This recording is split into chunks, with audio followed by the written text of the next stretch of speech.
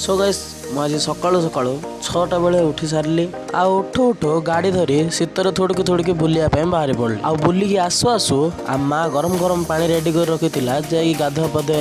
A1 ready हो गली पूरा आ रेडी हला परे बाबा भलेश्वर दर्शन बाहरी पड़ली तापर मंदिर आसिला परे आम प्रसाद भाई होटल आसिकी गरम गरम 10 सहित पूरी उपमा बाड़े आ जलिया आसिला परे आमर गोटे छटिया टीवी रे प्रभु श्री पतित पावन दर्शन करली तापर टिके समय मोर फेवरेट चैनल तारक मेहता का उल्टा चश्मा शो देखिली आम घरे LG रो गोटे बहुत वर्ष पुराना छटिया टीवी अच्छी कारण मैं गरीब हूँ। अच्छा